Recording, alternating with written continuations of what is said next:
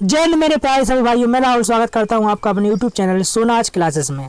आज के इस वीडियो में हम लेकर आए हैं कुछ खास महत्वपूर्ण प्रश्न जिनका हम आगामी भर्ती परीक्षाओं के लिए अध्ययन करेंगे। अगर आप हमारे चैनल पर नए हैं तो चैनल को सब्सक्राइब करें और बेल आइकन को प्रेस करें ताकि आने वाले वीडियोज़ की नोटिफिकेशन आपको मिल जाया करें। तो चलिए वीडियो को स्टार्ट करते हैं और आज का हमारा पहला क्वेश्चन है, भारत का पहला थर्मल बैटरी प्लांट कहाँ स्थापित किया गया है? उत्तर प्रदेश, आंध्र प्रदेश, अरुणाचल प्रदेश या मध्य प्रदेश? तो इसका सही उत्तर बनेगा आपका option number B, Andhra Pradesh. जो भारत का पहला थर्मल बैटरी प्लांट है यह भारत के आंध्र प्रदेश राज्य में स्थापित किया गया है। तो चलिए देखते हैं इसके बारे में कुछ अमेजिंग फैक्ट। विश्व का पहला थर्मल बैटरी प्लांट जो कि 7 अगस्त 2018 को आंध्र प्रदेश में स्थापित किया गया था। इसके उद्देश्य की बात करें तो जो जीवाश्म ईंधन है उस जीवाश्म ईंधन की निर्भरता को कम करने के लिए यह प्लांट भारत भंडारण प्रौद्योगिकी द्वारा निर्मित किया गया था। तो भारत भंडारण प्रौद्योगिकी द्वारा यह जो आपका थर्मल बैटरी प्लांट है इसकी स्थापना की गई थी 7 अगस्त 2018 को आंध्र प्रदेश में। चलिए आगे बढ़ते हैं और देखते हैं अपना अगला प्रश्न। 1857 के विद्रोह के समय भारत का गवर्नर जनरल कौन था? Lord Dalhousie, Lord Canning, Lord Ripon या लॉर्ड डफरिन? तो इसका सही उत्तर बनेगा आपका option number B, Lord Canning. जो 1857 क्रांति थी उस समय भारत का गवर्नर जनरल था लॉर्ड कैनिंग। बात करें 1857 के विद्रोह के समय भारत का गवर्नर जनरल लॉर्ड कैनिंग था और इसी 1857 के विद्रोह के बाद जो लॉर्ड कैनिंग था इसे भारत का पहला वायसराय नियुक्त किया गया। तो मोस्ट आईएमपी बनता है कि भारत का पहला वायसराय कौन था? तो भारत का पहला वायसराय लॉर्ड कैनिंग को नियुक्त किया गया था 1857 की क्रांति के बाद। चलिए आगे बढ़ते हैं, देखते हैं अपना अगला प्रश्न। 1 रुपए के नोट पर किसके हस्ताक्षर होते हैं? रिजर्व बैंक का गवर्नर, वित्त मंत्री, वित्त सचिव या उपरोक्त में से कोई नहीं? तो इसका सही उत्तर बनेगा आपका ऑप्शन नंबर सी, वित्त सचिव। जो 1 रुपए के नोट होते हैं और सिक्के होते हैं इनका निर्गमन जो है, इनका जो संचालन है, निर्गमन है वह वित्त मंत्रालय करता है। अब वित्त मंत्रालय जो इसके अतिरिक्त जितने भी करेंसी नोट होते हैं उन सभी का निर्गमन जो है वो आपके रिजर्व बैंक करता है। तो जो 1 रुपए के नोट होते हैं उन पर केंद्रीय वित्त सचिव के हस्ताक्षर होते हैं। मोस्ट आईएमपी बनता है कि जो आपका 1 रुपए का नोट होता है इस पर आपके केंद्रीय वित्त सचिव के हस्ताक्षर होते हैं। नेक्स्ट क्वेश्चन की बात करें, ग्रामीण क्षेत्रों में कृषकों को प्रत्यक्ष वित्तीय ऋण किस संस्था द्वारा उपलब्ध कराया जाता है? सहकारी बैंकों द्वारा, राज्य सहकारी बैंकों द्वारा, नाबार्ड द्वारा या ग्रामीण बैंकों द्वारा? तो इसका सही उत्तर बनेगा आपका ऑप्शन नंबर सी, नाबार्ड द्वारा। ठीक है, तो जो आपके जितने भी ग्रामीण क्षेत्र के जो किसान हैं उनको प्रत्यक्ष वित्तीय ऋण सहायता जो है वह नाबार्ड के द्वारा उपलब्ध कराई जाती है। बात करें नाबार्ड की तो जो ग्रामीण क्षेत्रों में जो किसान होते हैं उनको प्रत्यक्ष विदेशी जो ऋण होता है वह नाबार्ड द्वारा उपलब्ध कराया जाता है। नाबार्ड की जो स्थापना है यह 1982 में की गई थी। इसका पूरा नाम राष्ट्रीय कृषि एवं ग्रामीण विकास बैंक है और इसका मुख्यालय भारत के मुंबई में स्थित है। इसके अलावा इसके वर्तमान अध्यक्ष की बात करें तो इसके वर्तमान अध्यक्ष हैं वो हैं आपके हर्ष कुमार भानवाला। तो नाबार्ड का पूरा नाम बनता है राष्ट्रीय कृषि एवं ग्रामीण विकास बैंक। ठीक है, इसकी स्थापना 1982 में हुई थी। इसका मुख्यालय कहाँ है? आपका मुंबई में स्थित है। नेक्स्ट, सेल्यूलोज से बने कृत्रिम रेशे को क्या कहा जाता है? नायलॉन, रेयॉन, पॉलिएस्टर या कार्बन फाइबर? तो इसका सही उत्तर बनेगा आपका ऑप्शन नंबर बी, रेयॉन। जो सेल्यूलोज से बने जो कृत्रिम रेशे होते हैं उन्हें रेयॉन कहा जाता है।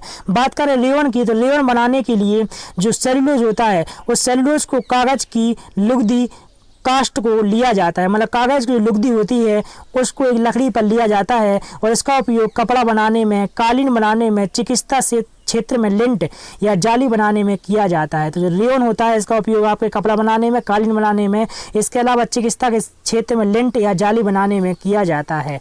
नेक्स्ट प्रश्न की बात करें, काले कपासी मेघ का निर्माण किस प्रक्रिया द्वारा होता है? संघनन प्रक्रिया, समवनीय प्रक्रिया, ऊर्ध्वाधर ह्रास प्रक्रिया या ऊर्ध्वाधर प्रक्रिया? तो इसका सही उत्तर बनेगा आपका ऑप्शन नंबर बी, समवनीय प्रक्रिया। जो काले कपासी मेघ होते हैं इनका निर्माण समवनीय प्रक्रिया द्वारा होता है। समवनीय प्रक्रिया में जो समवनीय प्रक्रिया होती है इसमें क्या होता है, जो आपकी भूमध्य रेखा है इस भूमध्य रेखा पर अधिक गर्मी पड़ती है। अधिक गर्मी पड़ने के कारण क्या होता है, समुद्रों से बहुत अधिक मात्रा में जल वाष्प क्या होता है जल वाष्प ऊपर जाती है और ऊपर जाकर क्या होती है, काले कपासी मेघों का निर्माण करती है। देखिए ये है आपकी पृथ्वी, इस पृथ्वी के मध्य में आपकी है भूमध्य रेखा।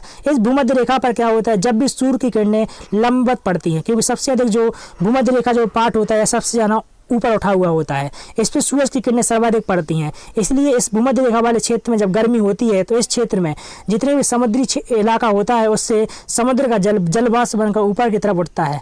ऊपर की तरफ उठने के बाद यह जलवाष्प जो ऊपर उठती है वह ठंडी होकर नीचे की तरफ आती है। तो जलवाष्प ऊपर उठकर जाती है और ऊपर जाकर काले घने कपासी मेघों का निर्माण करती है और ऊपर जाकर यह जलवाष्प ठंडी होकर नीचे वर्षा कर देती है। तो इस प्रकार ये आपका हो गया आपका 6वां प्रश्न। नेक्स्ट प्रश्न की बात करें, कलमकारी चित्रकला में किन रंगों का उपयोग किया जाता है, तैलीय, कृत्रिम, वानस्पतिक या वाटर कलर। तो इसका सही उत्तर बनेगा आपका ऑप्शन नंबर सी, वानस्पतिक। जो आपकी कलमकारी चित्रकला है इसमें वानस्पतिक रंगों का उपयोग किया जाता है। चलिए देखते हैं आखिर क्या है। कलमकारी चित्रकला में वनस्पति के रंगों का उपयोग किया जाता है, जैसे गाय का गोबर, पौधे, पत्ती, पेड़ों की छाल आदि। यह सूती कपड़ों पर रंगीन बॉक्स में बनाई जाती है। जो कलमकारी चित्रकला होती है यह जो सूती कपड़े होते हैं, कॉटन के जो कपड़े होते हैं उन पर रंगीन बॉक्सों में बनाई जाती है। यह कला जो है मुख्य रूप से भारत एवं ईरान में प्रचलित है। तो बहुत ही अहम भी बनता है कि जो आपकी कलमकारी चित्रकला है यह भारत और ईरान में प्रचलित है। इसके अलावा यह जो चित्रकला है यह भारत के आंध्र प्रदेश और तेलंगाना राज्य में सर्वाधिक प्रचलित है। तो इस प्रकार प्रश्न बन सकता है कि जो कलमकारी चित्रकला है इसका संबंध किन राज्यों से है। तो इसका सही उत्तर बनेगा आपका आंध्र प्रदेश और तेलंगाना। नेक्स्ट, भारतीय संविधान के किस मौलिक अधिकार में कहा गया है कि मानव व्यापार, जबरदस्त श्रम और 14 वर्ष से कम आयु के बच्चों को मजदूरी पर रखना अपराध है। समानता का अधिकार, स्वतंत्रता का अधिकार, शोषण के विरुद्ध अधिकार या धार्मिक स्वतंत्रता का अधिकार। तो इसका सही उत्तर बनेगा आपका ऑप्शन नंबर सी, शोषण के विरुद्ध अधिकार। चलिए देखते हैं इसके बारे में प्रमुख फैक्ट। शोषण के विरुद्ध अधिकार अनुच्छेद 23 और 24 के अंतर्गत आता है, ठीक है, जिसमें अनुच्छेद 24 के अंतर्गत 14 वर्ष से कम आयु के वाले किसी बच्चे को कारखाने या अन्य किसी जोखिम भरे काम में नियुक्त नहीं किया जा सकता है। तो आपके जो मूलभूत 6 मौलिक अधिकार हैं उनके अंतर्गत आपका एक मूलभूत अधिकार आता है शोषण के विरुद्ध अधिकार, जिसके अनुच्छेद 23 और 24 के अंतर्गत यह बताया गया है कि जबरदस्त श्रम या बच्चों को किसी भी कारखाने या अन्य जोखिम भरे काम में नियुक्त नहीं किया जा सकता है। अर्थात जितने भी 14 वर्ष से कम आयु के बच्चे हैं उनको किसी भी जोखिम भरे काम में या कारखानों में या दुकानों पर काम पर नहीं लगाया जा सकता है। यह कहता है आपका अनुच्छेद 24। शतरंज अर्थात चेस का खेल शुरू हुआ था भारत में, पर्सिया में, अरब में या यूरोप में। तो इसका सही उत्तर बनेगा ऑप्शन नंबर ए, भारत में। जो शतरंज या चेस का खेल जो है इसकी शुरुआत सर्वप्रथम भारत में हुई थी। आज से करीब 1500 वर्ष पहले की बात करें तो गुप्त काल में जो ये आपका है 1500 वर्ष पहले की बात करें तो आपका जो गुप्त काल है, गुप्त काल में शतरंज का विकास हुआ। इसके बाद यह शतरंज का जो खेल है वह फारस होते हुए भारत से यूरोप पहुंचा, ठीक है, और यूरोप पहुंचा। इसके बाद भारत की बात करें तो भारत के जो विश्वनाथन आनंद हैं यह 5 बार विश्व शतरंज प्रतियोगिता जीत चुके हैं। तो बहुत ही अहम बनता है कि भारत के जो विश्वनाथन आनंद हैं यह 5 बार शतरंज की प्रतियोगिता जीत चुके हैं। नेक्स्ट, राष्ट्रीय विज्ञान दिवस 2018 की थीम क्या थी? ग्रामीण विकास के लिए विज्ञान, विश्व के लिए भारतीय नवाचार, विकास, भारत के विकास में प्रौद्योगिकी या सतत भविष्य के लिए भारत एवं प्रौद्योगिकी। तो इसका सही उत्तर बनेगा आपका ऑप्शन नंबर डी, सतत भविष्य के लिए भारत एवं प्रौद्योगिकी, ठीक है। भारतीय विज्ञान दिवस 2018 की थीम की बात करें तो यह थी आपकी सतत भविष्य के लिए विज्ञान एवं प्रौद्योगिकी। राष्ट्रीय विज्ञान दिवस कब मनाया जाता है? तो यह मनाया जाता है आपका 28 फरवरी को, ठीक है। जो चंद्रशेखर वेंकट रमन थे इनकी याद में हर साल 28 फरवरी को राष्ट्रीय विज्ञान दिवस मनाया जाता है। जो चंद्रशेखर वेंकट रमन की बात करें तो इन्हें 1928 में फिजिक्स के नोबेल प्राइज से सम्मानित किया गया था क्योंकि इन्होंने रमन प्रभाव की खोज की थी। नेक्स्ट, मध्य प्रदेश में किस स्थान पर जल विहारी के मेले का आयोजन किया जाता है? छतरपुर, टीकमगढ़, सागर या पन्ना? तो इसका सही उत्तर बनेगा आपका ऑप्शन नंबर ए, छतरपुर। जो आपका छतरपुर है इसमें हर साल जल विहारी के मेले का आयोजन किया जाता है। मध्य प्रदेश के वर्तमान राज्यपाल जिनका भी हाल ही में निधन हो गया वह कौन है? लालजी टंडन, आनंदीबेन पटेल, ओपी कोहली या इनमें से कोई नहीं।